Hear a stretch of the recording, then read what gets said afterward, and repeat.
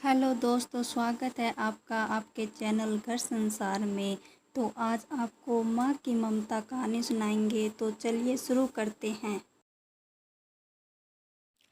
एक छोटे से कस्बे में समीर नाम का एक लड़का रहता था। बचपन में ही पिता की मृत्यु हो जाने के कारण परिवार की आर्थिक स्थिति बड़ी कठिन थी। समीर की माँ कुछ पढ़ी लिखी जरूर थी, लेकिन उतनी पढ़ाई से नौकरी कहाँ मिलने वाली थी। सो घर घर बर्तन मांज कर और सिलाई बुनाई का काम करके किसी तरह अपने बच्चे को पढ़ा लिखा रही थी। समीर स्वभाव से बड़ा शर्मिला था और अक्सर चुपचाप बैठा रहता था। एक दिन जब वो स्कूल से लौटा तो उसके हाथ में एक लिफाफा था। उसने माँ को लिफाफा पकड़ाते हुए कहा, माँ, मास्टर साहब ने तुम्हारे लिए ये चिट्ठी भेजी है, जरा देखो तो इसमें क्या लिखा है।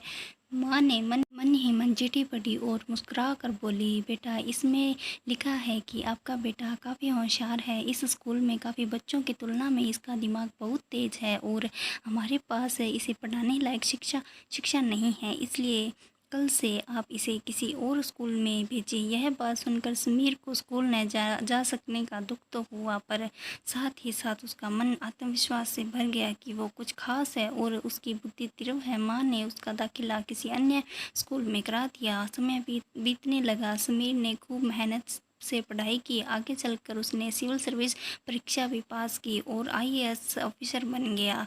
समीर की माँ अब बूढ़ी हो चुकी थी और कई दिनों से बीमार भी चल रही थी। एक दिन अचानक उसकी मृत्यु हो गई। समीर के लिए ये बहुत बड़ा आघातक था।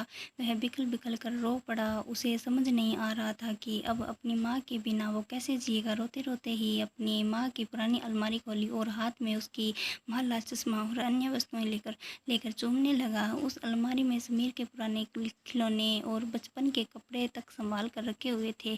समीर एक एक कर सारी चीज़ें निकालने लगा। तभी उसकी नज़र एक पुरानी चिट्ठी पर पड़ी। दरअसल ये वही चिट्ठी थी जो मास्टर साहब ने उसे 18 साल पहले दी थी।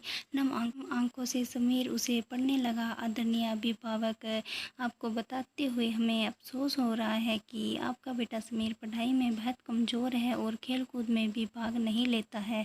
जान पड़ता है कि उम्र के हिसाब से समीर की बुद्धि विकसित नहीं हो पाई है। अंत हम इसे अपने विद्यालय में पढ़ाने में असमर्थ हैं। आपसे निवेदन है कि समीर का दाखिला किसी मनमुक्ति विद्यालय में कराएं अथवा खुद घर पर ही रख कर इसे पढ़ाएं।